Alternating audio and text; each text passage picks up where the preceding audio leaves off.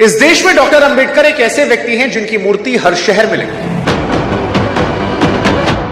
जिनका नाम हर पार्टी के नेता की जुबान पर है। बाबा साहब अम्बेडकर जी, बाबा साहब अम्बेडकर, बाबा साहब अम्बेडकर, बाबा साहब अम्बेडकर, बाबा साहेब अम्बेडकर, बाबा साहेब अम्बेडकर, जिनके बिना कोई भी राजनीतिक पार्टी आज देश में चुनाव नहीं जीत सकती।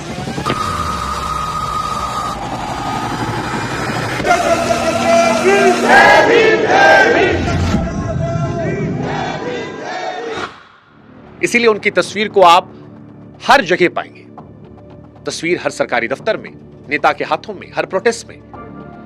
लेकिन अफसोस कि भारत में लोग डॉक्टर भीमराव अंबेडकर को पढ़ते नहीं हैं। डॉक्टर अंबेडकर का सच यह है कि वो इस मुल्क के सबसे ज्यादा कोट किए जाने वाले आदमी हैं, पर अफसोस ये कि सबसे कम पढ़े जाने वाले व्यक्तियों में से भी। और जहां पर पढ़ाई लिखाई कम होती है, वहां झूठ अपने आप उगने लगते हैं, खरपतवार की तरह, बिना बोए बिना पानी दिए। इसलिए हमें लगा कि जब सारा देश अंबेडकर को कोट कर रहा है, तो अंबेडकर को लेकर जो झूठ, जो अफवाह या जो बातें बढ़ा चढ़ा कर पेश की जाती हैं, आज उनको एक्सपोज कर देते हैं। इसलिए आज इस वीडियो में हम 19 सवाल लेकर आए हैं, जो या तो अंबेडकर के नाम पर झूठ में फैलाए गए हैं, या उन्हें छोटा दिखाने के लिए, उन्हें गाली देने के लिए, या जबरदस्ती बड़ा दिखाने के लिए। इस वीडियो को सुनने से पहले हम चाहते हैं कि आप जान लें कि अगर आप ये सोचकर बैठे हैं कि आज सामने वाले खेमे की धुलाई होगी और आपका पक्ष बचकर निकल जाएगा, तो थोड़ा संभल कर, क्योंकि हम ना गोदी मीडिया है ना गोदी मीडिया।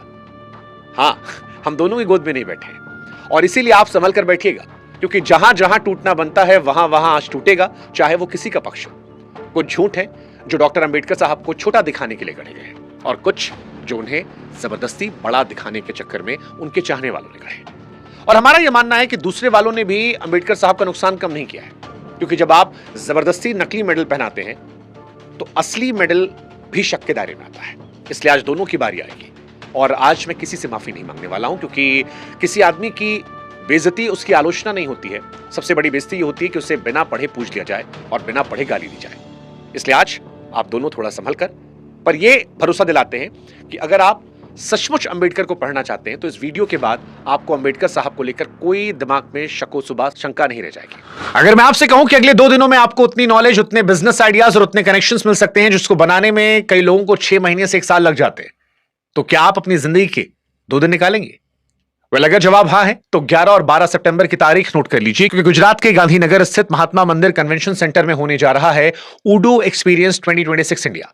एक ऐसा इवेंट जहां बिजनेस, टेक्नोलॉजी और इनोवेशन एक छत के नीचे मिलेंगे, और वहां पर हमारी आपकी मुलाकात और हमारा आपका संवाद जो है वो भी हो सकता है। आपको बता दें, 45,000 से ज्यादा लोग शामिल होंगे, 180 से ज्यादा एग्जीबिशंस होंगे, 200 से ज्यादा सेशंस होंगे और 10 स्पेशल मास्टर क्लासेस आयोजित की जाएंगी। लेकिन असली बात सिर्फ इन आंकड़ों में नहीं है। असली बात यह है कि सीधे सीधे आप उन लोगों से मिलेंगे, सीखेंगे जिन्होंने बिजनेस की दुनिया में बड़े फैसले लिए हैं और जो ट्रेंड सेट करते हैं। ऊडू की लीडरशिप भी यहां मौजूद होगी। आप उनसे सीधे सीख सकते हैं जिन्होंने दुनिया भर के बिजनेस को बेहतर करने में हेल्प की है। अगर बात ऊडू की जाए तो सिर्फ एक सॉफ्टवेयर थोड़ी है, ये बिजनेस चलाने का पूरा सिस्टम है। Accounting, sales, marketing, HR, inventory, manufacturing समेत 45 से अधिक बिजनेस एप्स एक प्लेटफॉर्म पर हैं, ताकि आपका पूरा बिजनेस एक जगह से आसानी से मैनेज हो सके। अगर आप बिजनेस करते हैं, स्टार्टअप चला रहे हैं, किसी कंपनी को ग्रो करना चाहते हैं, या सिर्फ यह समझना चाहते हैं कि आने वाले समय में बिजनेस की दुनिया किस दिशा में जा रही है, तो यह इवेंट आपके लिए है। देर मत कीजिएगा। रजिस्ट्रेशन का लिंक हमने डिस्क्रिप्शन में दिया है, आप चेक कीजिए, अपनी सीट बुक कीजिए, और 11 और 12 सितंबर को गांधीनगर में आपका हम इंतजार करते हैं। अब शुरुआत करते हैं डॉक्टर अंबेडकर को लेकर। सबसे पहला सवाल डॉक्टर अंबेडकर को लेकर कि क्या डॉक्टर अंबेडकर ने अकेले बैठकर पूरा संविधान लिखा था? ये सबसे पहली और सबसे आम बात है जो बचपन से हमारे कानों में डाली गई है। मानो जैसे किसी ने अकेले बैठकर 3 साल तक कलम चलाई और दरवाजा खोलकर देश को संविधान थमा दिया। ये सुनने में बड़ा खूबसूरत है, लेकिन अगर आप उस दौर में जाएंगे जहां पर संविधान लिखा जा रहा था, तो संविधान सभा में करीब 300 सदस्य थे, और उसकी 2 दर्जन से ज्यादा कमेटियां थी, जिसमें ड्राफ्टिंग कमेटी सिर्फ एक थी। इस कमेटी की बात करेंगे तो ये कमेटी 29 अगस्त 1947 को बनाई जाती है, और डॉक्टर अंबेडकर समेत 7 लोग इसमें होते हैं। इसके खास लोगों में अल्लादी कृष्णस्वामी अय्यर साहब और के.एम. मुंशी जैसे उस दौर के जो बड़े कानूनी दिमाग के लोग थे, वो शामिल थे। अब इस कमेटी के सामने जो पहला ड्राफ्ट रखा गया, वो आपको जानकर हैरानी होगी कि डॉक्टर अंबेडकर का लिखा हुआ था ही नहीं। वो अक्टूबर 1947 में संविधान सभा के सलाहकार सर बी.एन. राव ने तैयार किया था, जो खुद संविधान सभा के सदस्य तक नहीं थे। जिस आदमी ने उस पूरे कानूनी ढांचे को शब्दों में ढाला, वो थे एस.एन. मुखर्जी साहब, जिन्हें चीफ ड्राफ्टमैन कहा गया। तो इसका मतलब क्या निकाला जाए कि डॉक्टर अंबेडकर की कोई भूमिका नहीं थी? नहीं, यहीं पर इस कहानी का दूसरा पहलू आता है और ये वाला पलड़ा काफी भारी हो जाता है पहले वाले पर। दरअसल उसी ड्राफ्टिंग कमेटी के सदस्य टी कृष्णचारी ने खुद संविधान सभा में खड़े होकर कहा था कि 7 में से 6 सदस्य असल में वो नहीं दे पाए जो उनसे उम्मीद थी। कोई इस्तीफा दे गया, कोई बीमारी से टूट गया, कोई दूसरे कामों में चला गया। अब ये बयान एक साथी सदस्य का है, किसी बाहर वाले का नहीं है, और इसे शब्द दर शब्द उठाना अय्यर जैसे लोगों के साथ नाइंसाफी होगी, जो उस दौर के सबसे बड़े संविधान विशेषज्ञों में गिनाते थे। पर बुनियादी बात इससे बदलती नहीं है कि कागज पर 7 नाम थे, रोज की मशक्कत का काम एक आदमी कंधे पर था, और असली काम सच कहें तो ड्राफ्ट लिखना था भी नहीं। असली काम था उस ड्राफ्ट को सदन के बीचों बीच खड़े होकर बचाना, हर सवाल का जवाब देना, हर संशोधन से लड़ना और उसे स्वीकार करना। ये आंकड़े खुद डॉक्टर अंबेडकर ने 25 नवंबर 1949 को अपने आखिरी भाषण में दिए थे।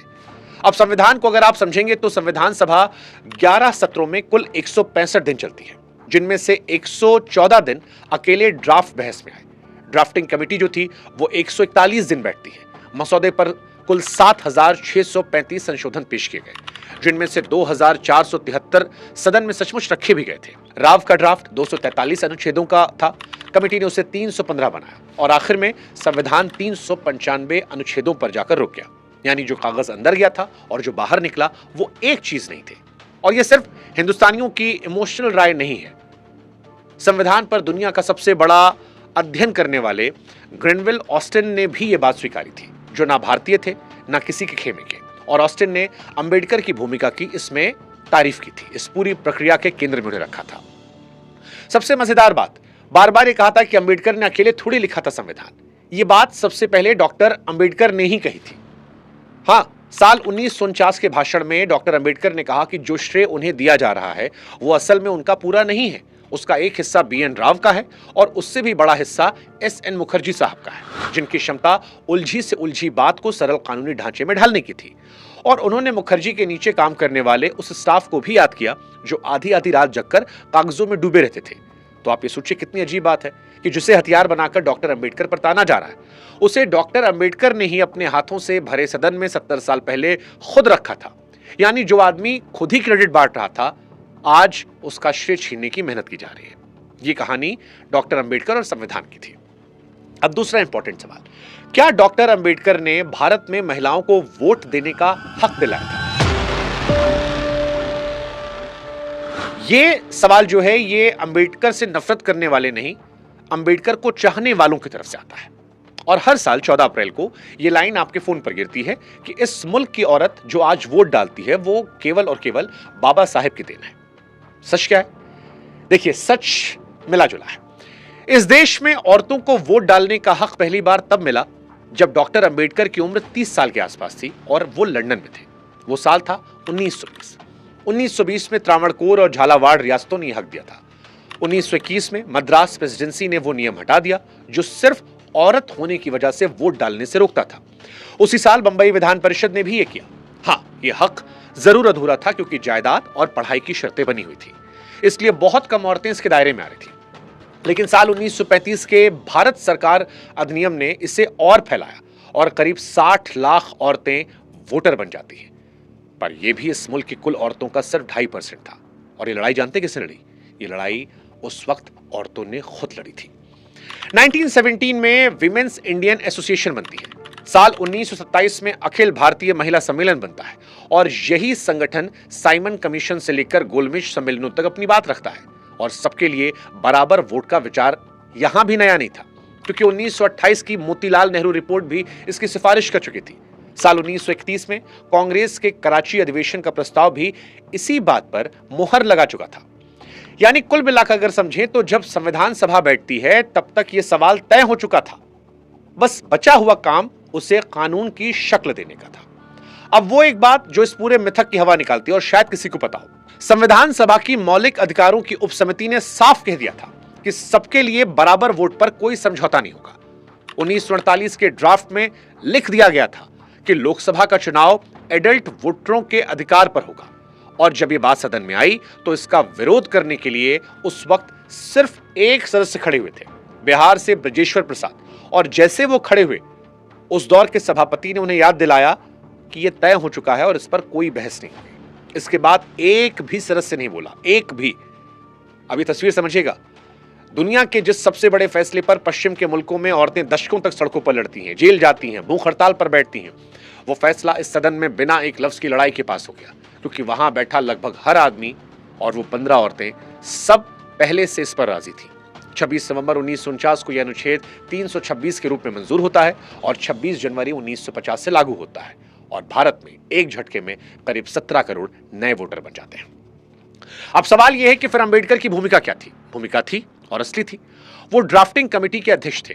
वो अनुच्छेद उन्हीं की कमेटी से होकर निकला था और मताधिकार का सवाल उनके लिए भी नया नहीं था। साल 1919 में साउथबरो कमेटी के सामने अंबेडकर भी इसी सवाल पर गवाही दे चुके थे, पर इस अनुच्छेद के पीछे 20 साल की वो सामूहिक सहमति खड़ी थी जो किसी एक आदमी की नहीं थी।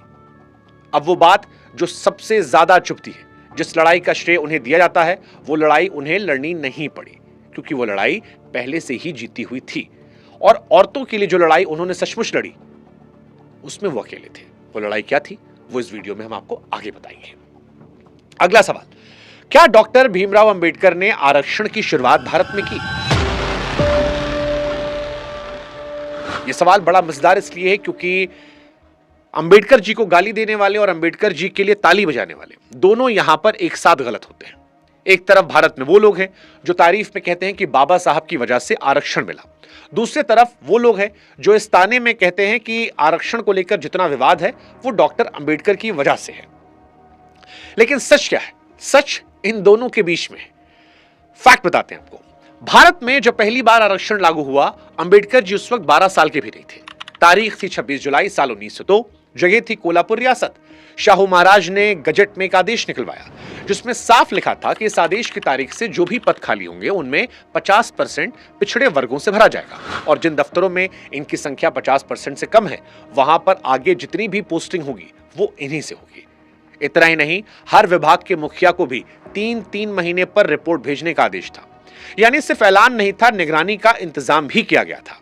यह आदेश आज भी दस्तावेजों में मौजूद है और इसे भारत में आरक्षण का पहला सरकारी आदेश माना जाता है। इसके बाद मैसूर की बारी आती है, जहां पर महाराजा नलवाड़ी कृष्णराज वाडियार ने साल 1918 में गैर ब्राह्मणों के लिए आरक्षण की सिफारिश करने की कमेटी बिठाई। दिलचस्प बात यह है कि उसी वक्त कमेटी बैठते ही उनके खुद के दीवान एम विश्वेश्वरैया ने इसका विरोध करके इस्तीफा दे दिया, लेकिन कमेटी की सिफारिशें साल 1921 में लागू हो गई। उसी साल 16 सितंबर 1921 को मद्रास प्रेसिडेंसी में जस्टिस पार्टी की सरकार पहला कम्युनल गवर्नमेंट ऑर्डर लेकर आती है, जिसमें सरकारी नौकरियों का बंटवारा समुदायों के हिसाब से तय किया गया। यह सारा कुछ अंबेडकर साहब के सार्वजनिक जीवन में उतरने से पहले की बात है। सवाल फिर अंबेडकर साहब ने किया क्या? तो अंबेडकर साहब ने वो किया जो इन सबसे बड़ा था, और वो बात बिना पूरी तरह समझे ये बहस अधूरी है। ये तमाम आदेश जो हमने आपको बताए, ये किसी राजा की मेहरबानी थे या किसी सरकार की नीति? अब जो चीज मेहरबानी से आती है वो अगली मेहरबानी से खत्म हो सकती है। शाहू महाराज का आदेश अगला राजा एक कलम से पलट सकता था। जस्टिस पार्टी हारती तो अगली सरकार वो आदेश रद्दी में डाल सकती। अंबेडकर ने इसे मेहरबानी की जगह संविधान में बिठा दिया, जहां इसे छूने के लिए संसद में 2/3 बहुमत होना चाहिए। उन्होंने आरक्षण शुरू नहीं किया, उन्होंने उसे एहसान से हक में बदल दिया, और ये दोनों चीजें बहुत अलग हैं। और चलते चलते एक इत्तेफाक आपको और बताते हैं, मजेदार है। जिन शाहू महाराज ने साल 1902 में वो आदेश निकाला था आरक्षण का, उन्हीं शाहू महाराज ने 1920 में उस नौजवान भीमराव की जेब में पैसे डाले थे जब वो अपना पहला अखबार मूक नायक खड़ा करने की कोशिश कर रहे थे। अब आप खुद बताइए, इस देश में आरक्षण का जनक किसे कहेंगे? उस राजा को जिसने पहला आदेश निकाला, अंबेडकर जी के अखबार के समय उसने पैसे दिए, या उन अंबेडकर जी को जिन्होंने उसे कागज से उठाकर हमेशा के लिए कानून बना दिया? फैसला आप पर छोड़ते हैं। लेकिन अगला सवाल इससे भी रोचक है, क्या डॉक्टर अंबेडकर ने आरक्षण सिर्फ 10 साल के लिए रखा था? यह इस मुल्क का सबसे मेहनती मिथक है जो हर साल हर बहस में, हर व्हाट्सएप ग्रुप में आता है। लाइन भी आपको याद होगी कि अंबेडकर साहब ने 10 साल के लिए आरक्षण लाए थे और नेताओं ने वोट के चक्कर में से बढ़ा दिया। इस लाइन की ताकत यह है कि यह झूठ नहीं है, यह आधा सच है, और आधा सच पूरे झूठ से ज्यादा खतरनाक होता है, क्योंकि उसे पकड़ने के लिए किताब खोलनी पड़ती है। 10 साल की सीमा असली है, वो सचमुच संविधान में लिखी हुई थी, लेकिन वो किस चीज पर लिखी थी ये आदमी नहीं बताता है जो इसको कोट करता है। अगर आप संविधान का आर्टिकल 334 उठाएंगे, जो मूल रूप से कहता था कि लोकसभा और राज्यों की विधानसभाओं में अनुसूचित जाति और जनजाति के लिए सीटों का आरक्षण एंग्लो इंडियन समुदाय के लोगों को नामजद करके भेजाना संविधान लागू होने के 10 साल बाद खत्म हो जाएगा, यानी 26 जनवरी 1960 को खत्म हो जाएगा। अब यहां पर ध्यान से शब्दों को सुनिएगा। शब्द हैं सीटें, विधानसभा, लोकसभा की कुर्सियां, यानी राजनीतिक आरक्षण। अब सवाल यह है कि नौकरी और पढ़ाई वाला आरक्षण कहां बैठा है? वो 334 में है ही नहीं। सरकारी नौकरियों वाला जो आर्टिकल है वो 16(4) में है, जो मूल संविधान में शुरू से मौजूद था, और शिक्षा वाला वो 15(4) में है, जिसे 1951 में पहले संविधान संशोधन के जरिए जोड़ा गया, उस वक्त जब अंबेडकर खुद इस देश के कानून मंत्री थे। और अब आता है असली सवाल, इन दोनों आर्टिकल में क्या कोई तारीख कहीं लिखी गई है? कोई समय सीमा लिखी गई है कहीं भी? 10 साल, 20 साल? जवाब है नहीं, एक भी शब्द नहीं लिखा गया है कहीं भी। अगर आपको मेरी बात पर भरोसा ना हो तो आप संविधान को पढ़ लीजिए। हां, इतिहास खुद बोल रहा है। 1959 में 8वां संशोधन आया, 1969 में 23वां, 1980 में 45वां, फिर 62वां, 95वां भी आ चुका है। 2019 में 114, जिसने यह आरक्षण 2030 तक बढ़ाया, एंग्लो इंडियन वाली व्यवस्था खत्म कर दी। हर बार 10 साल जोड़े गए, हर बार संशोधन हुआ, सिर्फ आर्टिकल 334 में, सीटों में। अब आप खुद सोचिए, अगर नौकरी वाले आरक्षण पर कोई समय सीमा होती तो उसे बढ़ाने के लिए भी हर 10 साल पर संशोधन करना पड़ता, और 70 साल में एक बार भी नहीं करना पड़ा। क्यों? क्योंकि वहां बढ़ाने के लिए कुछ था ही नहीं, कोई ताला नहीं था जिसकी चाबी घुमानी पड़ती। अब यहां तक आपको सुनकर लग रहा होगा कि मामला निपट गया, तो रुकिए। आरक्षण पर सवाल उठाने वालों का असली तर्क ये 10 साल वाला है ही नहीं। ये तो सबसे कमजोर वार है जो नारों में चलता है। उनका सबसे मजबूत तर्क कहीं और बैठा है। ईमानदारी की मांग है कि वो भी आपके सामने रखें। 30 नवंबर 1948 को संविधान सभा में उसी अनुच्छेद पर बहस चल रही थी, जो आगे चलकर 16(4) बना, और उस दिन खुद अंबेडकर ने एक उदाहरण रखा। उन्होंने कहा कि मान लीजिए किसी समुदाय या समुदायों के समूहों के लिए आरक्षण इतना बढ़ा दिया जाए कि वो राज्य के कुल पदों का 70% हो जाए और सिर्फ 30% बाकी के लिए रह जाए, तो क्या कोई कह सकता है कि इसके अवसर की समानता वाला सिद्धांत पूरा हो रहा है?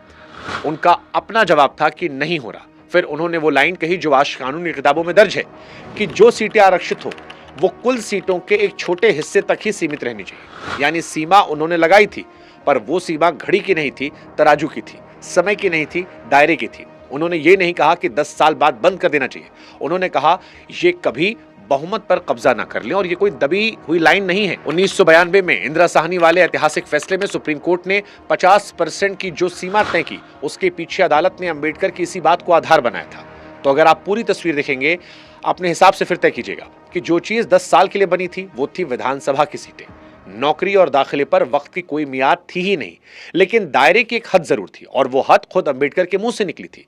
इसका मतलब यह हुआ कि आरक्षण पर बहस करने की गुंजाइश आज भी पूरी है, बस वो बहस सही जगह होनी चाहिए, कैलेंडर पर नहीं, पैमाने पर। और सबसे मजेदार बात यह कि 10 साल वाला नारा लगाने वाले लोग अपने ही पक्ष का सबसे मजबूत तर्क सालों से जाया कर रहे हैं, क्योंकि वो संविधान खोलकर पढ़ते नहीं।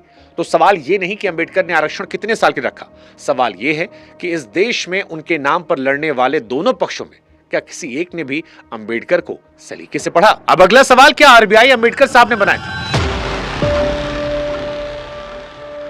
देखिए, ये दावा हर साल 14 अप्रैल को आपके फोन पर आता होगा कि रिजर्व बैंक ऑफ इंडिया की स्थापना डॉक्टर भीमराव अंबेडकर साहब ने की थी। इस पूरी कहानी को समझने के लिए 3 तारीखें काफी है। पहली, साल 1923 की, जब लंदन स्कूल ऑफ इकोनॉमिक्स में प्रोफेसर एडविन कैनन की देखरेख में उनका शोध पूरा होता है और किताब की शक्ल में छपता है, जिसका नाम था the problem of the rupee, its origin and solution. और इसी काम पर लंदन यूनिवर्सिटी ने उन्हें डिग्री दी थी। यह किताब रुपए की गिरती कीमत और अंग्रेजों की मुद्रा नीति पर उस दौर की बड़ी चीरफाड़ थी, और यह कोई मामूली बहस नहीं थी। इसमें वो सीधे जॉन मेनार्ड कीन्स से भिड़ रहे थे। कीन्स गोल्ड एक्सचेंज स्टैंडर्ड के पक्ष में थे और अंबेडकर गोल्ड स्टैंडर्ड के। एक 32 साल का भारतीय दुनिया के सबसे बड़े अर्थशास्त्री के सामने खड़ा होकर असहमत हो रहा था।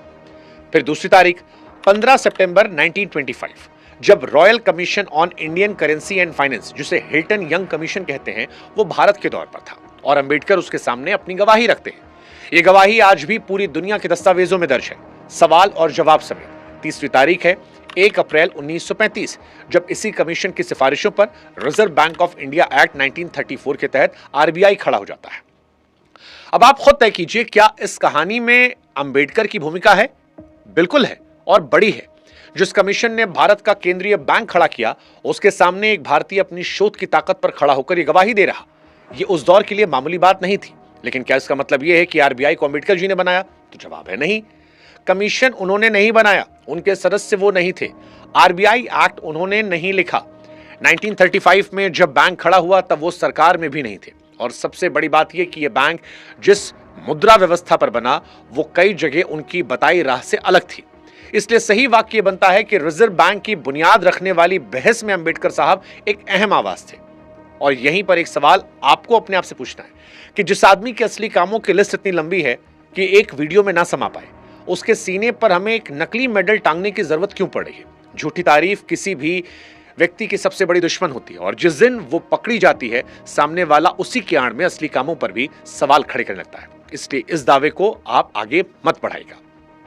अब एक और दावा, क्या अंबेडकर जी के पास 32 डिग्रियां थी और 64 विषयों में महारत हासिल थी?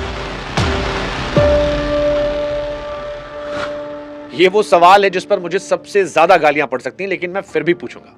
ये वाला मैसेज भी आपने बहुत सुना होगा, ये लिस्ट आपने देखी होगी। 32 डिग्रियों की पूरी सूची, 64 विषयों की महारत, कई भाषाओं का ज्ञान, और सब कुछ अंबेडकर जी के आसपास। तो पहले असली लिस्ट सुन लीजिए जो दस्तावेजों से निकलती है। बंबई यूनिवर्सिटी से उन्होंने बीए किया, उसके बाद कोलंबिया यूनिवर्सिटी से एमए किया, फिर लंदन स्कूल ऑफ इकोनॉमिक्स से एमएससी, लंदन से डीएससी 1923 में, और उसके बाद ग्रेजुएट से बैरिस्टर एट लॉ, कोलंबिया से पीएचडी 1927 में। यानी 6 डिग्रियां जो उन्होंने पढ़कर, परीक्षा देकर, शोध करके कमाई। इसके अलावा 2 मानद उपाधियां, साल 1952 में कोलंबिया से एलएलडी और 1953 में उस्मानिया यूनिवर्सिटी से डी लिट। अब आप सब जोड़ लीजिए, ये होती है 8। खुद भारत सरकार के सूचना विभाग की 2024 की प्रेस जानकारी में ये गिनतियां आई थी। 5 डिग्री, 2 मानद उपाधियां। 32 का आंकड़ा किसी भी सरकारी या यूनिवर्सिटी के रिकॉर्ड से कहीं नहीं मिलता। अब सवाल कि फिर ये 32 आती कहां से है, ये वायरल कहां से हुई? यही मजा है। वो लिस्ट आप उठाकर देखेंगे, उसमें अलग अलग लाइनों में लिखा है MA in economics, MA in sociology, MA in history, MA in philosophy. अब ये 4 अलग अलग डिग्रियां नहीं हैं, ये एक ही एमए के अंदर पढ़े गए विषय हैं जिन्हें तोड़कर 4 अलग अलग खानों में डाल दिया गया है। उसी तरह उसमें बंबई, नागपुर, पंजाब, कर्नाटक, केरल, बड़ौदा, मैसूर और रंगून जैसी यूनिवर्सिटियों से एलएलडी गिना दी गई है जिनका कोई रिकॉर्ड मौजूद नहीं है। और सबसे मजेदार बात ये, जो वेबसाइट ये लिस्ट छापती हैं वो खुद अपनी ही लिस्ट के नीचे लिख देती हैं कि सही संख्या पक्के तौर पर पता नहीं। यानी छापने वाला भी जानता है कि वो क्या छाप रहा है। अब आते हैं उस तरफ जहां असली बात है।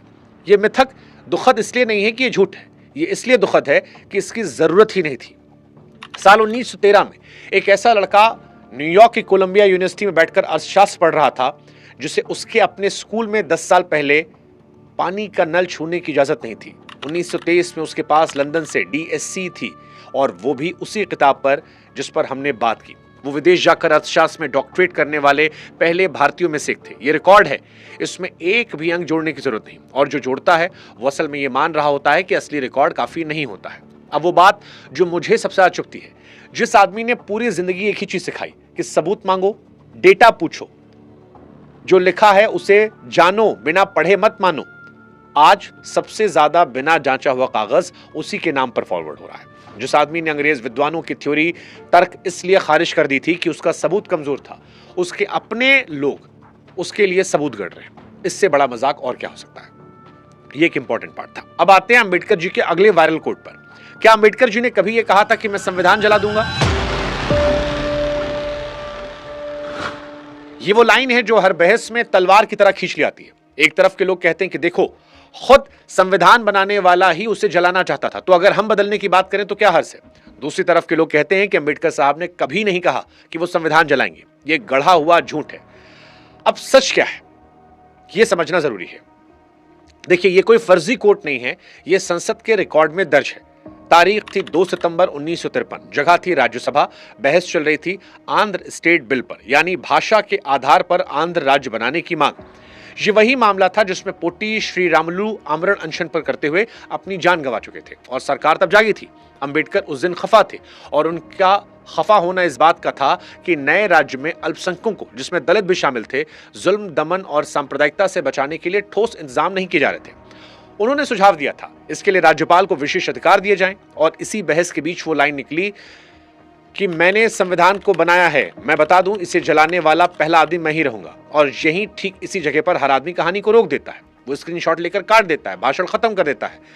लेकिन कहानी यहीं असली शुरू होती है, क्योंकि इसके 2.5 साल बाद 19 मार्च 1955 को राज्यसभा में फिर बहस चल रही थी, और इस बार चौथे संविधान संशोधन पर पंजाब से सांसद डॉक्टर अनूप सिंह ने खड़े होकर अंबेडकर को उनकी वही पुरानी बात याद दिलाई कि आप तो संविधान जलाने की बात करते थे। और अंबेडकर ने जवाब दिया, वो इस पूरे किस्से का दिल है।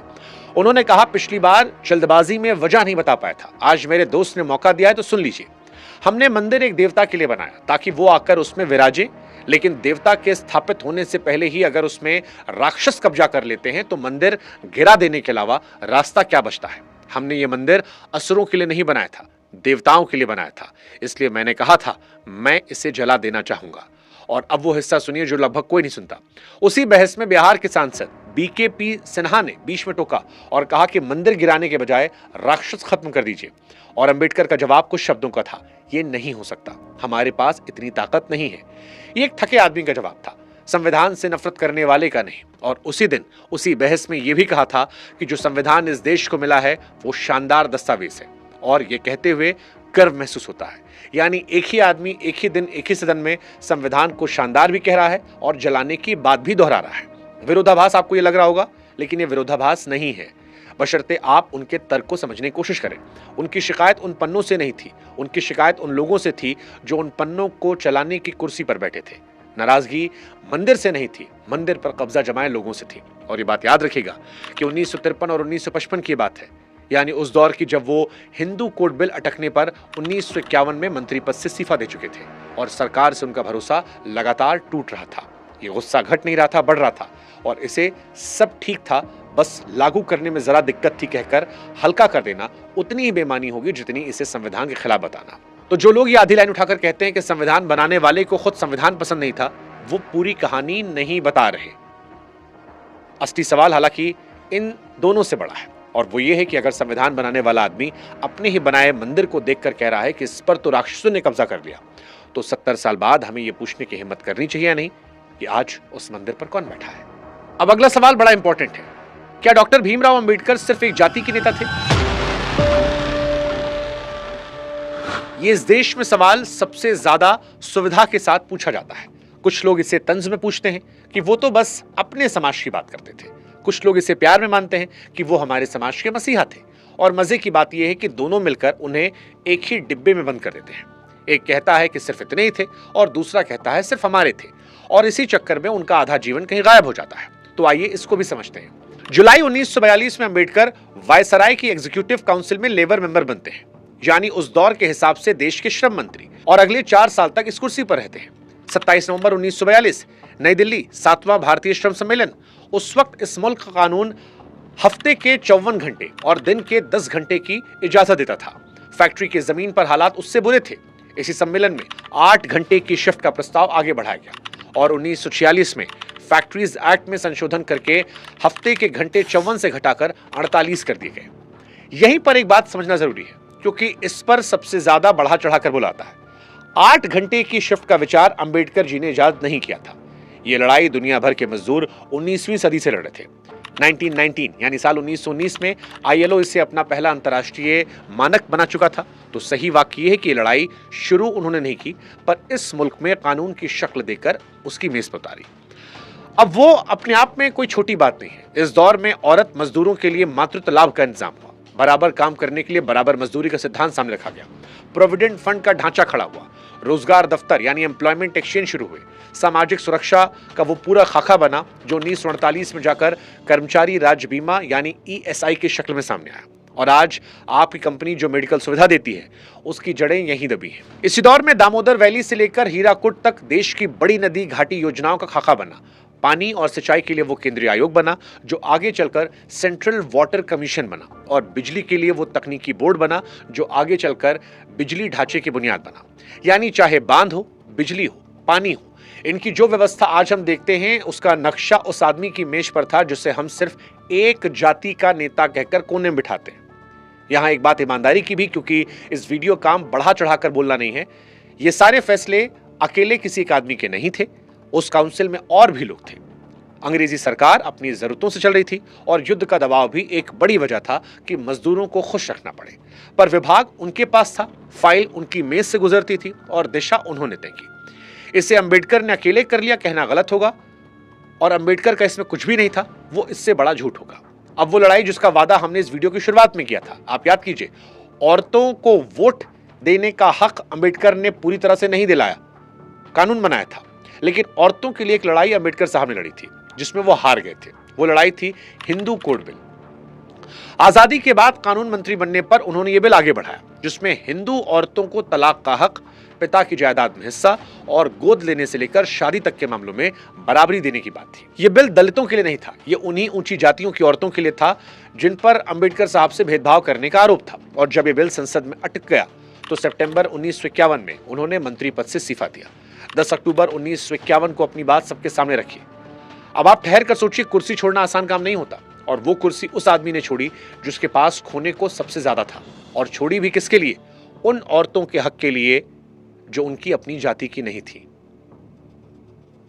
ये वो कहानी है जो 14 अप्रैल की किसी फॉरवर्ड में नहीं मिलती, क्योंकि उसमें जीत है। ऐसे आदमी को एक जाति के डिब्बे में बंद करना क्या उसका अपमान नहीं है? सोचिएगा, क्या ये हमारी अपनी नजर का छोटा होना नहीं है? बड़ा इंपॉर्टेंट सवाल है ये। और फिर बताएगा, क्या अंबेडकर किसी एक जात के थे? हैं? सोचिएगा। अगला सवाल, क्या डॉक्टर अंबेडकर अंग्रेजों के एजेंट थे? यह आरोप आज भी चलता है और इसके पीछे 3 बातें गिनाई जाती हैं। पहली, कि वो गोलमेज सम्मेलनों में लंदन जाकर बैठते थे जबकि कांग्रेस पहला सम्मेलन बहिष्कार कर रही थी। दूसरी, कि उन्होंने दलितों के लिए अलग वोटर लिस्ट और अलग उम्मीदवार वाली व्यवस्था मांगी जिससे समाज बंटा।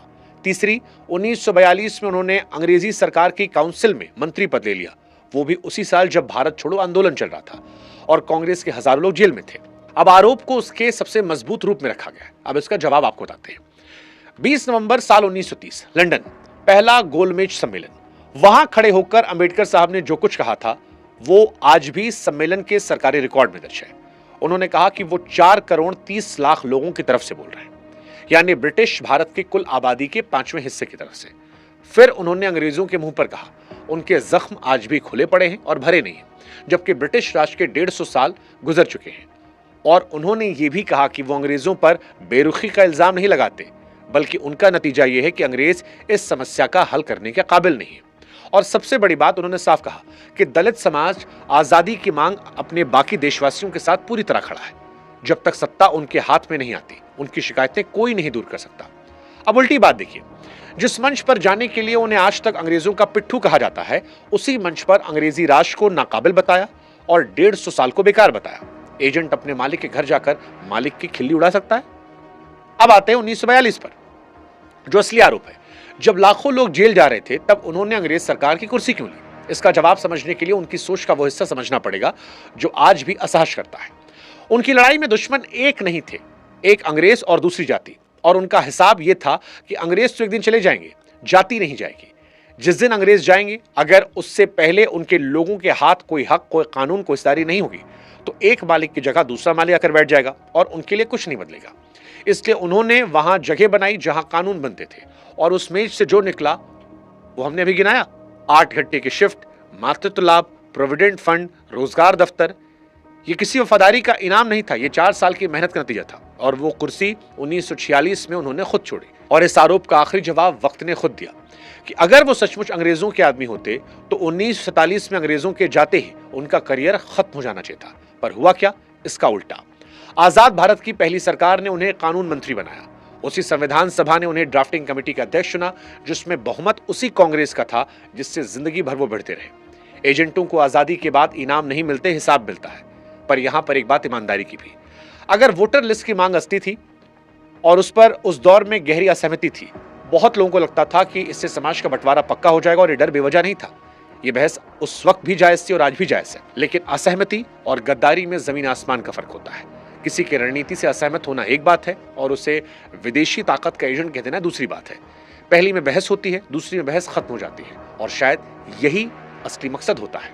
अब अंबेडकर को लेकर एक रोचक सवाल, क्या अंबेडकर को अंबेडकर नाम एक ब्राह्मण ने दिया था? क्या ऊंची जातियों ने उन्हें खड़ा किया? देखिए, ये सवाल कभी अकेला नहीं आता, ये 3 सवाल के पैकेज में आता है। एक कि वो गरीब थे ही नहीं, दूसरा उनका नाम एक ब्राह्मण मास्टर का दिया हुआ था, और उनकी दूसरी पत्नी ब्राह्मण थी। अब मैं आपको पहले ही बता देता हूं, तीनों बातें अलग अलग सच है। पूरा खेल इसमें नहीं है कि ये सच है या नहीं है, पूरा खेल इसमें है कि तीनों को एक साथ जोड़कर एक चौथी बात बेच दी जाती है जो झूठ है, कि इस आदमी को खड़ा तो ऊंची जातियों ने किया था, फिर ये लड़ता उनके खिलाफ रहा। तो आइए तीनों को डिकोड करते हैं और आप खुद समझिएगा कि सच क्या है। सबसे पहले गरीबी। फिल्मों और भाषणों में जो तस्वीर बनाई जाती है वो कुछ ऐसी कि फटे कपड़े, भूखा पेट और एक बच्चा जो अंधेरे से पढ़कर ऊपर गया, लेकिन असली तस्वीर अलग है। उनके पिता रामजी मालोजी सकपाल ब्रिटिश फौज में सूबेदार मेजर थे।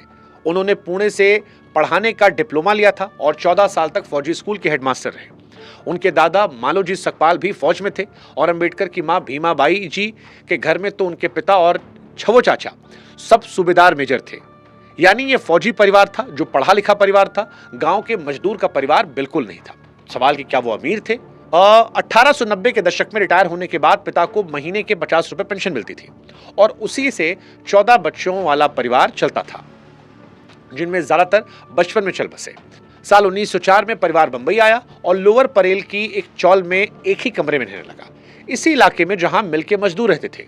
यानी सही शब्द गरीब नहीं है, सही शब्द है तंगहाली में जीता हुआ मध्यम परिवार, जिसका मुखिया इस जिद पर अड़ा रहा कि बच्चे पढ़ेंगे चाहे कुछ भी हो जाए। अब वो बात जो इस तर्क की कमर तोड़ती है, उस फौज में महार सिपाहियों को कम तनख्वाह मिलती थी, रहने की खराब जगह मिलती थी, वो चाहे कितने भी काबिल हो, कमांडिंग अफसर क्यों ना बन जाए। यानी सूबेदार मेजर बन जाना बराबरी नहीं थी, एक छत वाली नौकरी थी जिसके ऊपर दरवाजा पहले से बंद था। इसलिए ये मिथक टूटने से उनकी कहानी छोटी नहीं बल्कि और बड़ी होती है, क्योंकि अगर उनका दुश्मन सिर्फ गरीबी होती तो पैसा आते ही मामला खत्म होना चाहिए था। पर हुआ क्या?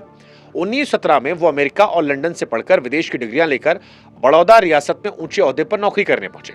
उस वक्त वो हिंदुस्तान के सबसे पढ़े लिखे लोगों में से एक थे और उस आदमी को शहर में रहने के लिए एक कमरा तक नहीं मिला, क्योंकि जाति पता चलते ही दरवाजे बंद होते थे। एक पारसी सराय में झूठा नाम बताकर ठहरना पड़ा और वहां भी भेद खुलते लोग डंडे लेकर आए, सामान समेट कर निकलना पड़ा। दिन में वो रियासत के अफसर थे और उसी शाम उनके पास सिर छुपाने की जगह नहीं थी। अब दूसरी बात, नाम। डॉक्टर भीमराव अंबेडकर के नाम को लेकर बड़ी चर्चा चलती है। उनके परिवार का असली सरनेम अंबेडकर नहीं था, वो था सकपाल। उनके पुरखे रत्नागिरी जिले के आमडवे गांव के थे और उस जमाने में महाराष्ट्र में चलन यह था कि स्कूल के रजिस्टर में बच्चे का नाम उसके गांव के नाम से लिखा रहा था।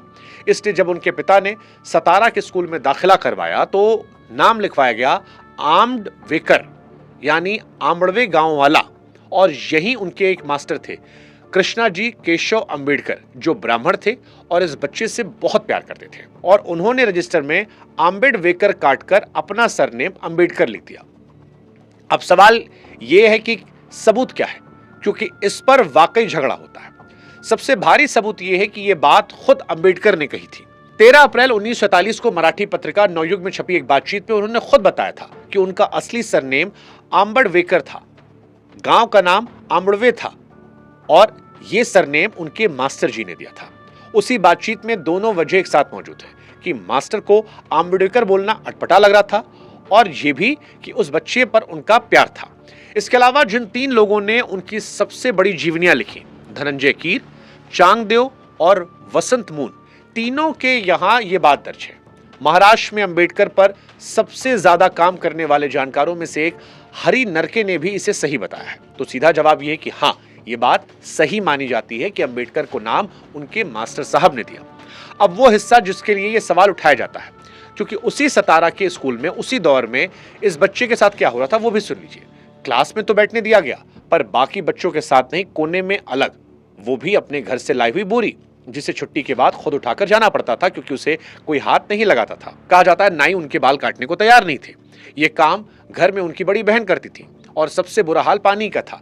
नल को छूने की परमिशन नहीं, इसलिए स्कूल का चपरासी ऊपर से पानी गिराता, वो नीचे मुंह खोलकर पी लेते और जिस दिन चपरासी छुट्टी पर, उस दिन पानी नहीं मिलता था। ये बात किसी और ने नहीं लिखी, ये बात उन्होंने लिखी और इसका शीर्षक रखा था चपरासी नहीं तो पानी नहीं। तो एक ही स्कूल, एक ही उम्र, एक ही बच्चा, एक तरफ मास्टर उससे प्रणाम दे रहा था, उसी स्कूल में पानी नहीं मिल रहा था। और अब तीसरी बात, शादी। अंबेडकर की पहली पत्नी रमाबाई का निधन 1935 में हुआ था। उसके बाद 13 साल तक शादी का ख्याल नहीं किया। फिर 40 के दशक में आखिर में उनकी सेहत टूटने लगी। डायबिटीज, ब्लड प्रेशर, पैरों में नसों वाला दर्द जो रातों को नींद उड़ा रहा था। इसी इलाज के दौरान साल 1947 में डॉक्टर अंबेडकर की मुलाकात डॉक्टर शारदा कबीर से होती है, जो ग्रांट मेडिकल कॉलेज से MBBS थी और उस जमाने की गिनी चुनी औरतों में से थी जिन्होंने डॉक्टरी की पढ़ाई पूरी की थी। वो सारस्वत ब्राह्मण परिवार से आती थी। दोनों के बीच चिट्ठियों का सिलसिला चला, जिसमें बात सिर्फ दवा की नहीं होती, बुद्ध की, समाज की, किताबों की होती थी। 15 अप्रैल साल 1948 को अपने 97वें जन्मदिन के ठीक अगले दिन डॉक्टर अंबेडकर ने दिल्ली में उनसे शादी की और शादी सिविल मैरिज एक्ट के तहत हुई, यानी किसी धार्मिक रीति से नहीं हुई।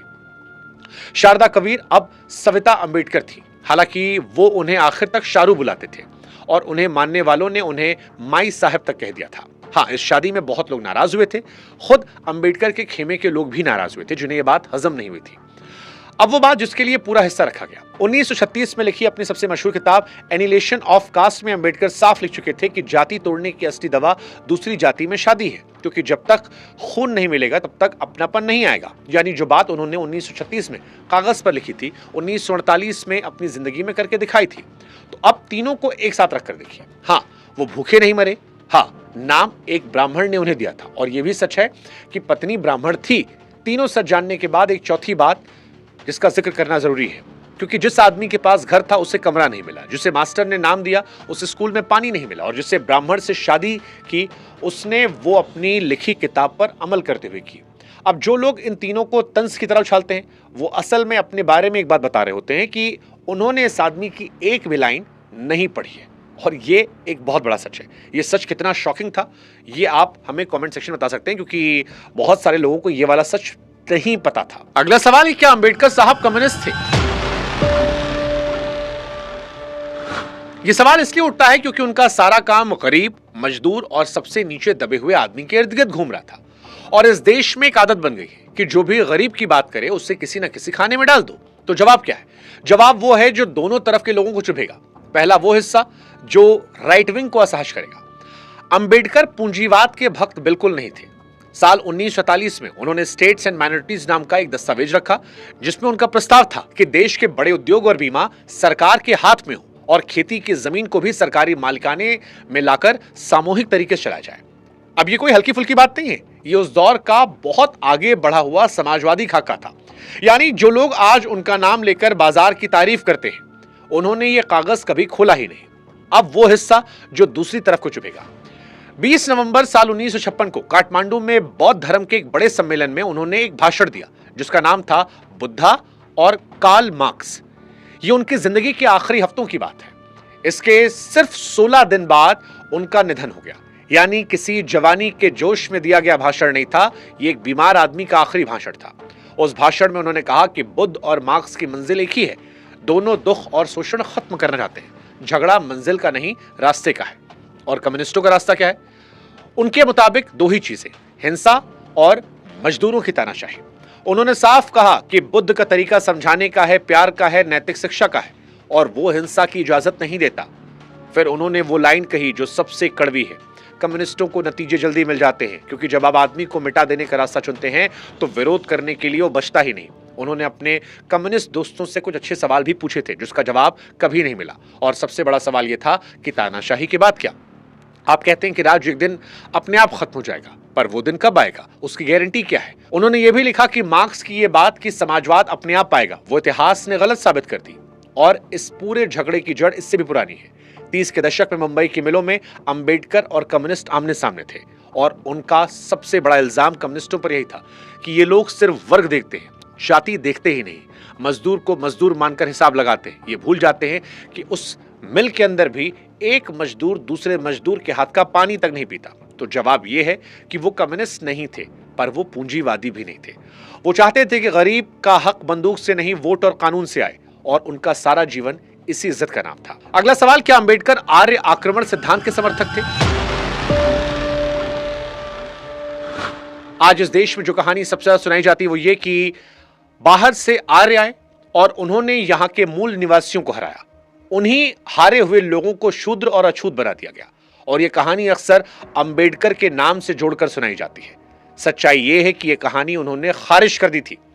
साल 1946 में उनकी किताब I who were the Shudras, जो उन्होंने महात्मा ज्योतिराव फूले को समर्पित की थी। और उस खिताब में उन्होंने अंग्रेज विद्वानों की गढ़ी हुई आर्य नस्ल वाली पूरी थ्योरी की धज्जियां उड़ा दी। उसके नतीजे बहुत सीधे थे। पहला कि वेदों को आर्य नाम की कोई नस्ल पता ही नहीं है और उनमें कहीं इस बात का कोई सबूत नहीं कि आर्य नाम की कोई कौम भारत पर हमला करके यहां के लोगों को जीत ले गई हो। और दूसरा कि आर्य, दास्य और दस्यु का जो फर्क बताया जाता है वो नस्ल का फर्क नहीं था। उन्होंने लिखा, आर्य कोई नस्ल का नाम नहीं बल्कि एक भाषा और संस्कृति से जुड़ा शब्द है। उनका तर्क यह था कि पश्चिमी विद्वानों ने पहले नतीजा तय किया और फिर उसे साबित करने के लिए शब्द चुने। यानी ये जांच नहीं थी, जांच का नाटक था। और फिर उन्होंने वो बात लिखी जो आज भी चौंकाती है कि ब्राह्मण और अछूत एक ही नस्ल के लोग हैं। अगर ब्राह्मण द्रविड़ है तो अछूत भी द्रविड़ है, और अगर ब्राह्मण नाग है तो अछूत भी नाग है। अब आप समझिए उनका पूरा तर्क क्या कह रहा था। वो कह रहे थे कि जाति का जुल्म असली है, जबरदस्त है, उसके खिलाफ लड़ना होगा, लेकिन उस जुल्म को साबित करने के लिए दो अलग अलग नस्लों की काल्पनिक कहानी की जरूरत नहीं है। उनके हिसाब से शूद्र बाहर से आए हुए हारे हुए लोग नहीं थे, बल्कि उसी समाज का हिस्सा थे जिसे बाद में धकेलकर नीचे किया गया। यानी लड़ाई खून की नहीं थी, व्यवस्था की थी। और यहां एक बात साफ करना जरूरी है, वरना यह हिस्सा गलत हाथों में जाएगा। उनका यह नतीजा उनके अपने जमाने में जो सबूत मौजूद थे उन्हीं पर टिका था। उन्होंने ये जांच पूरी तरह वेदों, पुराने ग्रंथों को पढ़कर की थी।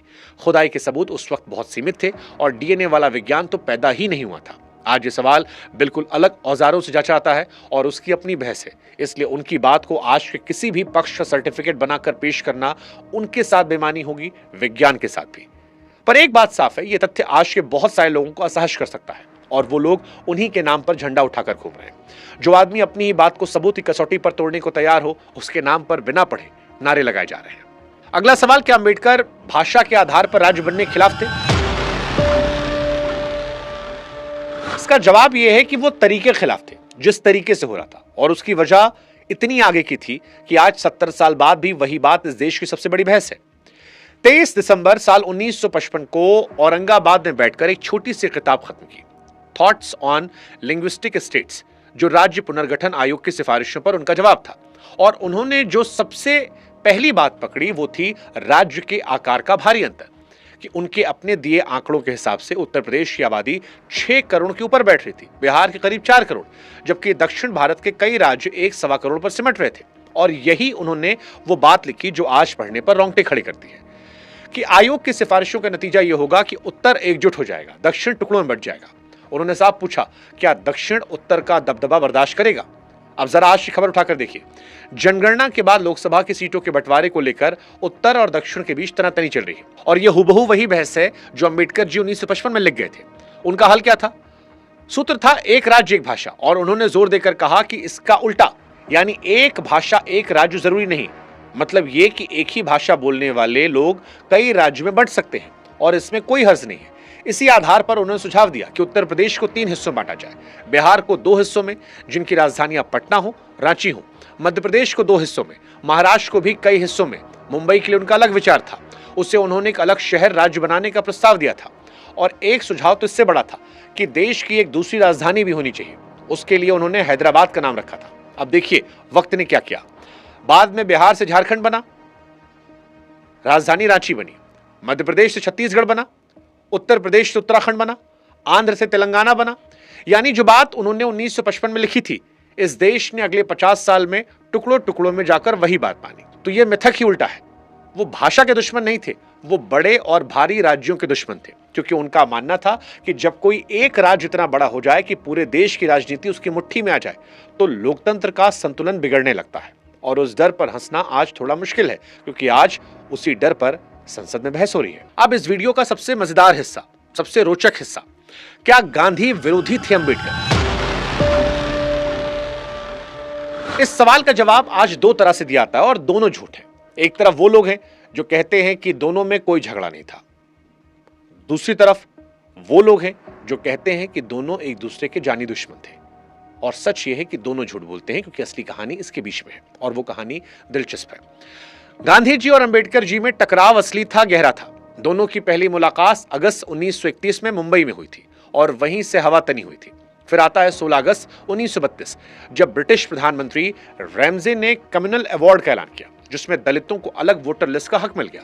और अंबेडकर के लिए ये उनकी जिंदगी की सबसे पहली जीत थी, क्योंकि इसका मतलब था दलित अपना नेता खुद चुनेंगे, ऊंची जातियों के वोट के भरोसे नहीं रहेंगे। और गांधी ने इसे भारी चोट माना। उनका मानना था इससे हिंदू समाज हमेशा के लिए दो हिस्सों में कट जाएगा। इसीलिए 20 सितंबर 1932 को यरवदा जेल में आमरण अनशन शुरू कर दिया। अब हालात समझिए, देश का सबसे बड़ा नेता जेल में भूखा बैठा है, अखबार में उनकी सेहत की खबरें छप रही हैं और पूरा मुल्क एक आदमी की तरफ उंगली किए बैठा है। अगर गांधी जी की जान चली जाती तो उसका सारा ठीकरा उस वक्त दलितों के सिर फूटता और देश भर में उनके खिलाफ हिंसा भड़क जाती। 24 सितंबर 1932 को अंबेडकर ने पूना पैक्ट पर दस्तखत किए और अलग वोटर लिस्ट का हक छोड़ दिया। उन्होंने ये कभी नहीं छुपाया कि यह फैसला दबाव में लिया गया था, पर अब वो हिस्सा देखिए जो शायद ही कहीं बताया जाता है। इस समझौते में दलितों के लिए प्रांतीय विधानसभाओं में आरक्षित 71 से सीटें बढ़कर 148 हो गई, यानी दोगुनी से ज्यादा। केंद्रीय विधानसभा में 18% सीटें तय कर दी गई, यानी उन्होंने एक हक गवाया और बदले में संख्या दोगुनी कर ली।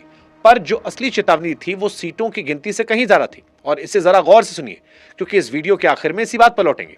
दस्तखत के अगले ही दिन 25 सितंबर 1932 को मुंबई के एक सभा में उन्होंने साफ कह दिया कि साझा वोटर लिस्ट से चुनकर आने वाला दलित प्रतिनिधि असल में दलितों का प्रतिनिधि होगा ही नहीं, क्योंकि उसे जिताने वाले वोट ऊंची जातियों के होंगे, इसलिए वो जवाबदेह भी उन्हीं के प्रति रहेगा, अपने समाज के प्रति नहीं।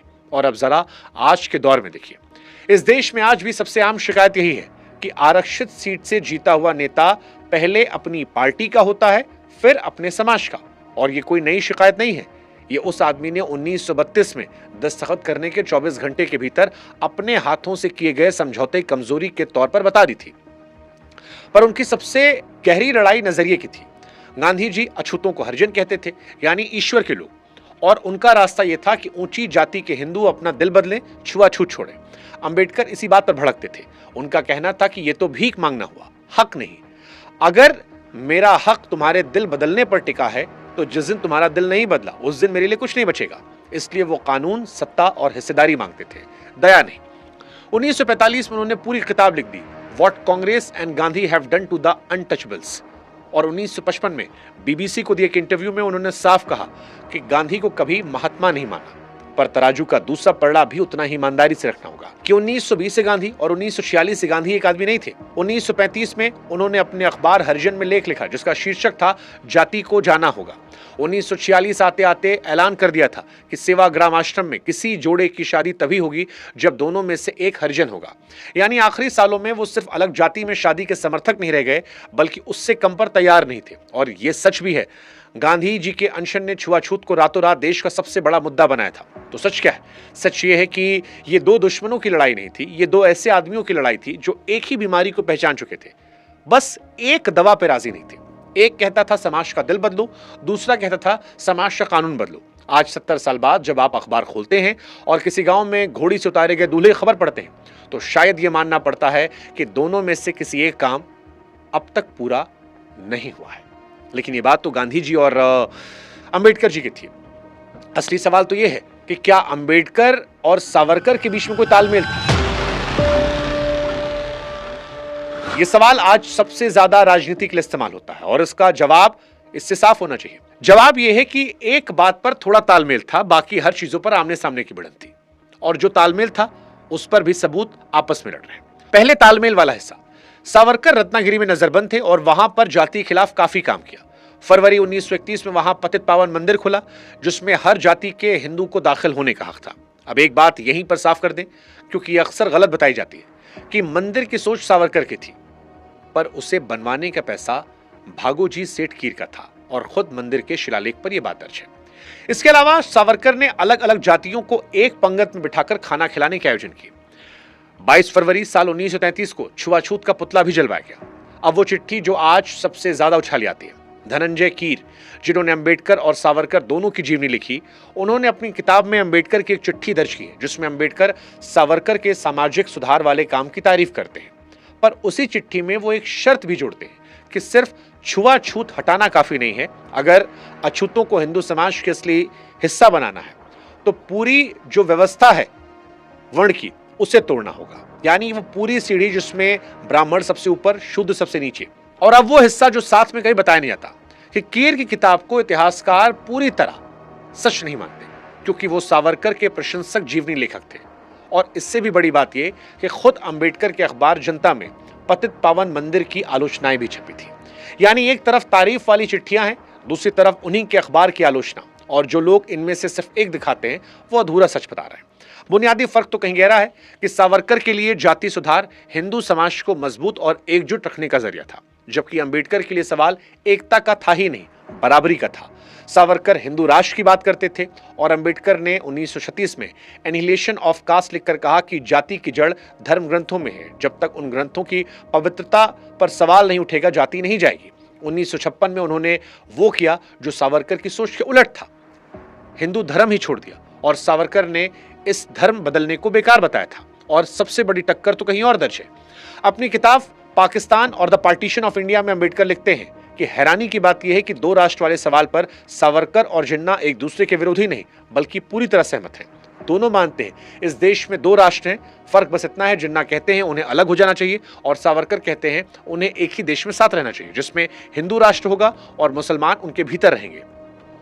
यानी अंबेडकर सावरकर के सबसे बुनियादी सिद्धांत पर उंगली उठा रहे हैं। तो हिसाब यह बैठता है कि जाति के खिलाफ काम पर थोड़ी बहुत तारीफ और उसी दौर में आलोचना भी, लेकिन धर्म पर पूरा टकराव, राष्ट्र की परिभाषा पर सीधी भिड़ंत और धर्म बदलने के सवाल पर दोनों आमने सामने एक दूसरे के विरोध करते नजर आए। ये कहानी सावरकर की थी, लेकिन क्या अंबेडकर आरएसएस या हिंदू महासभा के भी करीबी थे? ये भी दावा 14 अप्रैल के आसपास जोर पकड़ता है और इसके पीछे 3 बातें रखी जाती हैं। पहला, 1947 में पुणे के एक आरएसएस शिविर में अंबेडकर गए थे और वहां संघ के संस्थापक हेडगेवार से मिले थे। दूसरा, कि संघ से जुड़े दत्तोपंत ठेंगड़ी उनकी पार्टी के सचिव रहे और संघ की तरफ से यह भी बताया जाता है कि 1954 में भंडारा चुनाव में वो उनके चुनावी एजेंट भी थे। और तीसरी, कि 1952 के चुनाव में मध्य प्रदेश में उनकी पार्टी का जनसंघ के साथ तालमेल था। तो पहले ईमानदारी से ये मान लीजिए कि इनमें से पहली 2 बातें पूरी तरह हवा में नहीं है। शिविर वाली बात संघ के अपने रिकॉर्ड में है, उस दौर के कुछ लोगों की लिखी यादों में दर्ज है, जिसमें एक अनुसूचित जाति से आने वाले सांसद बाला साहेब सालुंके भी हैं, जिन्होंने 12 मई 1939 की तारीख तक लिखी है। और संघ की तरफ से सबसे मजबूत तर्क दिया जाता है कि ये बात अंबेडकर के जीते जी खुलेआम कही जाती रही और उन्होंने इसका खंडन भी कभी नहीं किया। तो ये तर्क वाकई वजनदार है और इसका सीधा जवाब यही है कि किसी जगह चले जाना, उस विचार का साथी हो जाना 2 अलग चीजें हैं। अंबेडकर उस दौर में हर दरवाजे पर गए थे। वो कांग्रेस से मिलते थे, अंग्रेजों की काउंसिल में भी बैठे, मुस्लिम लीग से बात की, क्योंकि उनके पास अपने लोगों के लिए कोई भी रास्ता ठुकराने की सहूलियत नहीं थी। तो अब असली सवाल यह कि उनकी अपनी लिखी हुई राय क्या थी और वो क्या मौजूद है। साल 1951 में उन्होंने अपनी पार्टी शेड्यूल्ड कास्ट फेडरेशन का चुनावी घोषणा पत्र खुद लिखा था। उसमें साफ साफ दर्ज है, फेडरेशन हिंदू महासभा या आरएसएस जैसी किसी भी प्रक्रियावादी पार्टी से, यानी समाज को पीछे ले जाने वाले किसी भी पार्टी से कोई गठबंधन नहीं करेगी। और वो यही नहीं रुके, उसी घोषणा पत्र में कम्युनिस्ट पार्टी को भी बाहर रखा, ये कहते हुए कि उसका मकसद आजादी और संसदीय लोकतंत्र को खत्म करके तानाशाही को लाना है। और ये कोई सुनी सुनाई बात नहीं है, ये महाराष्ट्र सरकार की छापी हुई उन रचनाओं वाली किताब में दर्ज है। अब जनसंघ वाली बात, जहां एक बारीकी है जो दोनों तरफ के लोग छोड़ देते हैं कि जिस घोषणा पत्र में उन्होंने मना किया था उसमें नाम हिंदू महासभा और आरएसएस का है, जनसंघ का नहीं। जनसंघ तो अक्टूबर 1951 में बना ही था, इसलिए मामला पूरी तरह साफ नहीं है। और जो इसे 100% दावे सदाते हैं वो आपसे कुछ छुपा रहे हैं। पर सबसे बड़ा सबूत चुनावी हिसाब किताब में नहीं मिलता, उनके विचारों में मिलता है। और पाकिस्तान और द पार्टीशन ऑफ इंडिया में उन्होंने साफ लिखा कि अगर इस देश में हिंदू राष्ट्र कायम हो गया तो वो इस मुल्क के लिए सबसे बड़ी आफत होगी और उसे हर कीमत पर रोका जाना चाहिए। तो आखिर में मामला सबूत के दर्जे पर आकर टिकता है। एक तरफ वो किस्से हैं जो दूसरों ने उनके बारे में लिखे बरसों बाद अपनी अपनी याद से, और दूसरी तरफ वो कागज जो खुद लिखा, खुद छपवाया, अपने नाम के साथ जनता के सामने रखा। इतिहास में दोनों का वजन बराबर तो नहीं होता, लेकिन जब पार्टीशन ऑफ इंडिया का जिक्र कर दिया है तो अंबेडकर को लेकर सबसे रोचक सवाल, क्योंकि आजकल देश में दलित, ओबीसी, मुस्लिम को लेकर एक कॉम्बिनेशन बनाया जाता है और बाबा साहब अंबेडकर का जिक्र किया जाता है। और ये विरोध करने वालों की तरफ सवाल आता है कि बाबा साहब तो मुसलमान विरोधी थे। तो सवाल, क्या डॉक्टर अंबेडकर मुस्लिम विरोधी थे? ये इस वीडियो का सबसे नाजुक सवाल है और सबसे ज्यादा काट छांट कर इस्तेमाल किया जाने वाला, इसलिए मैं पहले ही कह रहा हूं पूरा सुनिएगा, क्योंकि बीच में से काटा गया कोई टुकड़ा उल्टा मतलब देगा। तो सीधा जवाब पहले रख देता हूं, वो पाकिस्तान के विरोधी नहीं थे, उन्होंने बंटवारों को 2 बुरे रास्तों में कम बुरा रास्ता बताया था। और वो मुसलमानों के विरोधी नहीं थे, वो हर उस समाज के कड़े आलोचक थे जो अपने भीतर सुधार करने से इंकार करते। अब सबूत, साल 1940 में उनकी किताब आई थॉट्स ऑन पाकिस्तान, जिसका 1945 वाला बड़ा संस्करण पाकिस्तान और द पार्टीशन ऑफ इंडिया कहलाया। और ये जान लीजिए कि पाकिस्तान की मांग पर उस दौर में लिखी गई ये सबसे बड़ी और सबसे बारीक किताबों में से एक है। कांग्रेस इस मांग को सिरे से ठुकरा रही थी और अंबेडकर बैठकर इसका पूरा हिसाब किताब लगा रहे थे, आबादी का, फौज का, माली हालत का, सरहद का। उनका नतीजा क्या निकला? उनका नतीजा यह था कि अगर मुसलमान मुल्क चाहते हैं अलग तो उन्हें दे देना चाहिए। उनका तर्क भावुक नहीं था। वो कहते थे कि जिस फौज और जिस देश में एक बड़ी आबादी की वफादारी पर लगातार सवाल बना रहेगा वो देश को भीतर से कमजोर करेगा। इससे बेहतर है कि अलग होना साफ साफ हो जाए और दोनों अपने अपने घर में मजबूत रहें। और उन्होंने ये भी लिखा कि अगर बंटवारा हो तो आबादी की अदला बदली भी होनी चाहिए, वरना दोनों तरफ अल्पसंख्यक फंसे रह जाएंगे। इसके लिए 1923 में यूनान और टर्की के बीच समझौतों का उदाहरण दिया। यानी कड़वा सच है कि पाकिस्तान बनने के पक्ष में तर्क देने वालों में एक बड़ा नाम अंबेडकर का भी है। इसीलिए उन्हें पाकिस्तान विरोधी बताकर पेश करना इतिहास से खिलवाड़ है। अब आते हैं उस हिस्से पर जिससे मुस्लिम विरोधी छवि बनती है। और यहां मैं आपसे कुछ छिपाऊंगा नहीं, क्योंकि शुरुआत से हमने कहा है कि आधा सच बेचना सच के खिलाफ होता है। उसी किताब में उन्होंने मुस्लिम समाज की सामाजिक हालत पर बहुत कड़ी बातें कही। उनकी पर्दा प्रथा पर, समाज सुधार आंदोलन के ना होने पर, धार्मिक नेताओं की राजनीति पर पकड़ पर, और इस बात पर भी कि मुसलमानों के भीतर भी ऊंच नीच और जाति जैसा भेदभाव मौजूद है। अब यहां मैं साफ कर दूं कि कुछ जगहों पर उनकी भाषा सिर्फ रिवाजों की आलोचना तक नहीं रुकती, वो एक राजनीतिक समुदाय के तौर पर मुस्लिम राजनीति के बर्ताव पर भी सख्त होती है। और जिसने किताब पढ़ी है वो जानता है कि वो पन्ने नर्म नहीं है, और यही पन्ने आज सोशल मीडिया पर सबसे ज्यादा स्क्रीनशॉट में वायरल होते हैं। तो फिर सवाल कहां बनता है? सवाल वहां बनता है जहां लोग रुक जाते हैं, और इसका जवाब तुलना में नहीं तरीके में है। उनका तरीका यह था कि हर समाज को उसकी अपनी सामाजिक व्यवस्था के तराजू पर तोलो, चाहे वो अपना हो या पराया, और किसी को छूट मत दो, क्योंकि उनके हिसाब से सुधार से इंकार ही किसी समाज की सबसे बड़ी बीमारी थी। इस तराजू में सिर्फ एक पलड़ा उठाकर उसे मुस्लिम विरोध कह देना उसके पूरे तरीके को समझने से इंकार करना है। और अगर आपको इस तरीके का सबूत चाहिए तो उसी किताब में अक्सर उन्हीं अध्यायों में मौजूद है जहां उन्होंने हिंदू समाज की उससे भी कड़ी चीरफाड़ की है। अगर आप एनिहिलेशन ऑफ कास्ट या फिर रिडल्स इन हिंदुइज्म उठा लेंगे तो वहां जो लिखा है उसके सामने मुस्लिम समाज वाली आलोचना हल्की लगने लगती है। साल 1927 में उन्होंने मनुस्मृति जलाई थी, किसी और की किताब नहीं। और एक सावधानी जो इस किताब को पढ़ने वाले हर आदमी को बरतनी चाहिए कि इसमें कई जगह वो पहले दूसरों के तर्क विस्तार से रखते हैं, फिर उन्हें काट देते हैं। इसलिए जो लाइन आपको वायरल तस्वीर में दिखती है वो कई बार उनकी अपनी राय नहीं होती, वो किसी और का पक्ष होता है जिससे अगले पन्ने पर वो तोड़ने वाले हैं।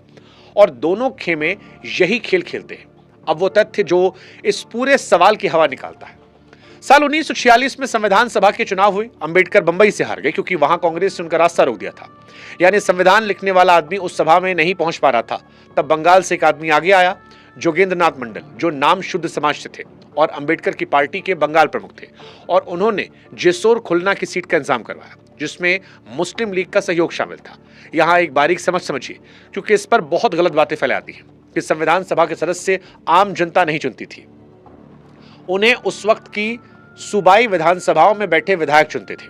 यानी ये किसी मुस्लिम मतदाता का वोट नहीं था, ये बंगाल विधानसभा में बैठे मुस्लिम लीग के विधायकों का समर्थन था। पर बात का वजन फिर वहीं रहता है कि संविधान सभा में अंबेडकर का पहला दाखिला मुस्लिम लीग के समर्थन से हुआ था। और फिर वक्त ने पलटी मारी, बंटवारे में जोर शोर और खुलना पूर्वी पाकिस्तान चले गए, उनकी सदस्यता खत्म हो गई। साल 1947 में उन्हें दोबारा चुनाव लड़कर जाना पड़ा, इस बार बंबई से, और इस बार कांग्रेस की मदद से, जब M.R. जयकर ने अपनी सीट खाली की और जोगेंद्र नाथ मंडल का वो पाकिस्तान चले गए और पाकिस्तान के पहले कानून मंत्री बने। वहां पर अल्पसंख्यकों की जो हालत देखी उससे वो टूट गए और फिर 1950 में इस्तीफा देकर वापस भारत लौट आए और यहीं पर गुमनामी में उनकी मौत हुई। ये एक कहानी है जो आपको असहज कर सकती है, इसलिए दोनों से बीच में से काट लेते हैं। अब फैसला आप पर है, आप डॉक्टर अंबेडकर को एंटी मुस्लिम, एंटी पाकिस्तान के देखेंगे या जो ये ब्रॉड नजरिया हमने दिया है इससे एक नया नजरिया पैदा करना चाहेंगे। अब आते हैं सेकंड लास्ट क्वेश्चन पर, क्या अंबेडकर आर्टिकल 370 हटाने के पक्ष में थे? पिछले कुछ सालों में एक कोट बार बार सामने आया होगा जिसमें अंबेडकर शेख अब्दुल्ला से कहते हैं कि आप चाहते हैं भारत कश्मीर की रक्षा करे, सड़कें बनाए, अनाज दे, बराबर का दर्जा दे, लेकिन भारत के किसी नागरिक को कश्मीर में कोई हक ना मिले। और फिर वो कहते हैं कि कानून मंत्री होने के नाते वो अपने देश के हितों के साथ ऐसी गद्दारी नहीं करेंगे। अब ये कोट संसद तक पहुंच चुका है, बड़े बड़े नेताओं के भाषणों लेखों में छपा है। तो सवाल यह है कि आया कहां से? इसकी पूरी पड़ताल सुनिए, क्योंकि ये अपने आप में सबक है। अंबेडकर के लिखे हुए उनके भाषणों में, संविधान सभा की बहसों में कहीं भी ये बात दर्ज नहीं है। इस कोट का सबसे पुराना निशान 1991 में मिलता है, यानी अंबेडकर की मौत के 35 साल बाद, जब एक पत्रिका के संपादकीय में एक वरिष्ठ नेता बलराज मधोक के जुबानी बयान के हवाले से ये बात छपी गई थी। और मधोक जीवन भर आर्टिकल 370 के खिलाफ अभियान चला रहे थे। वहां से ये बात लेख में गई, फिर 2016 में एक छपी हुई किताब में, वहां से उठाकर राजनीतिक भाषणों में इस्तेमाल होने लगी। और सबसे दिलचस्प बात यह कि जब उस किताब के लेखक से पूछा गया तो उन्होंने खुद माना कि उन्होंने अंबेडकर के किसी लेखन से नहीं लिया था। यह भी माना कि हो सकता है इसे किसी राजनीतिक मकसद से गढ़ा गया हो।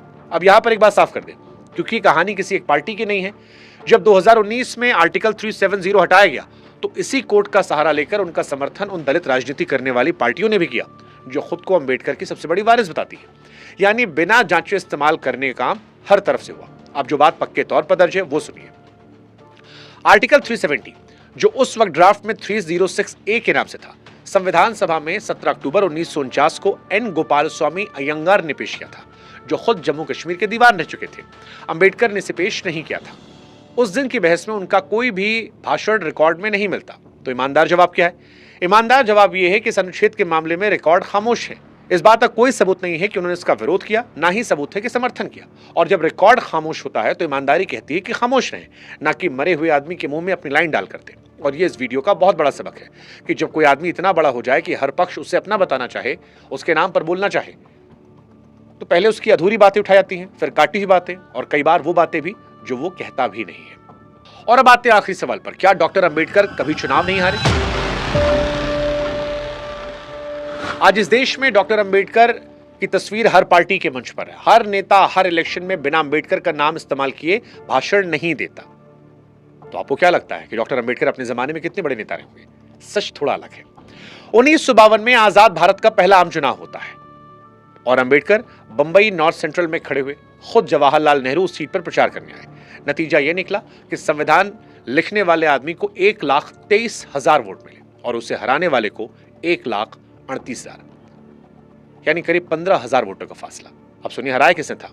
जीतने वाले का नाम था नारायण सदोबा, कांग्रेस के उम्मीदवार, और यह आदमी खुद अनुसूचित जाति से थे। उससे भी बड़ी बात, वो एक वक्त खुद अंबेडकर के निजी सहायक थे। अब वो बात याद कीजिए जो आपने इसी वीडियो में सुनी थी, जिसका वादा मैंने किया था। 25 सितंबर 1932 को पूना पैक्ट पर दस्तखत करने के 24 घंटे बाद इसी आदमी ने मुंबई की एक सभा में कहा था कि साझा वोटर लिस्ट से जीत कर आने वाला प्रतिनिधि दलितों का असली प्रतिनिधि नहीं होगा, क्योंकि उसे जिताने वाले वोट ऊंची जातियों के होंगे और वो जवाबदेह भी उनके प्रति होगा।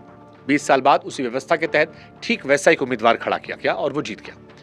यानी जो चेतावनी उन्होंने अपने हाथों से किए गए समझौते में की थी, इसका पहला शिकार डॉक्टर अंबेडकर खुद बने। अब इस तस्वीर को बड़े पैमाने पर देखिए। जिस आदमी ने इस देश के हर नागरिक के वोट को संविधान में बिठाया, जिसने आरक्षित सीटों का पूरा ढांचा अपने हाथ से लिखा, जिसने खुद बताया कि इस ढांचे में छेद कहां पर है, उसे उसी के छेद से बाहर किया गया। हार के बाद अंबेडकर ने सार्वजनिक रूप से इस नतीजे पर सवाल भी उठाया था और कहा था इसकी जांच होनी चाहिए। 2 साल बाद 1954 में उन्होंने भंडारा उपचुनाव लड़ा और इस बार सिर्फ हारे नहीं, बल्कि इस बार वो तीसरे नंबर पर आए। लोकसभा में वो कभी नहीं पहुंच पाए, संसद में गए तो राज्यसभा के रास्ते, और आखिरी सांस तक वही रहे। 6 दिसंबर 1956 को उनका निधन हुआ और इस देश का सबसे बड़ा नागरिक सम्मान भारत रत्न उन्हें साल 1990 में मिला, यानी मरने के 34 साल बाद। तो आज जब आप किसी मंच पर उनकी तस्वीर देखें और नीचे खड़ा नेता उन्हें भगवान बता रहा हो, तो याद रखेगा कि जिस आदमी को आज हर पार्टी अपना बताती है, उसे उसके अपने जमाने में 2 बार हराया गया और उसका सम्मान करने में 34 साल लग गए। अब इन 19 सवालों के बारे में हमने आपको बताया, और अगर आप इतना सुनने के बाद भी अब तक वीडियो में बने हुए हैं, तो आज आपने देखा होगा कि डॉक्टर अंबेडकर को लेकर कितना झूठ गढ़ा गया कि अकेले कुछ नहीं लिखा, अंग्रेज के आदमी थे, एक जाति के नेता थे, मुसलमानों के दुश्मन थे। आपने ये भी देखा कि पक्ष में कितना झूठ गया। आरबीआई को बनाया, 32 डिग्रियां थी, औरतों को वोट दिलाया, 370 पर वो कहा जो कहा नहीं। और दोनों झूठ की जड़ एक ही है। दोनों तब पैदा होते हैं जब कोई आदमी इतना बड़ा हो जाए कि उसका नाम काम आने लगे, उसकी किताब किसी के काम ना रहे। जिस आदमी ने अपनी पूरी जिंदगी एक ही बात लगा दी कि सबूत मांगो, स्रोत पूछो, जो लिखा है बिना जांचे मत मानो, उसी के नाम पर आज इस मुल्क में सबसे ज्यादा बिना जांचे कागज घूम रहा है, और शायद इसलिए उसे पढ़ना जरूरी है। क्योंकि जिस आदमी को पूजा जाने लगता है उससे पढ़ा जाना बंद हो जाता है, और अम्बेडकर के साथ ये देश यही कर रहा है। उनकी मूर्तियां हर चौराहे पर लगाई गई हैं, उससे किताबें हर अलमारी बंद की गई हैं। आज इन 19 सवालों के बाद अगर आप में से कुछ लोग उनकी एक किताब भी खोलकर पढ़ लेंगे तो मैं समझूंगा ये वीडियो पे काम आ गया। और अगर लोग भविष्य में जब झूठ आएगा तो ये वीडियो फॉरवर्ड कर देंगे तो मैं समझूंगा ये वीडियो काम कर गया। डॉक्टर अम्बेडकर का कौन सा काम ऐसा है जो आपको सबसे ज्यादा इंस्पायर करता है? कमेंट सेक्शन आपका इंतजार कर रहा है। जय हिंद, जय भारत, नमस्कार।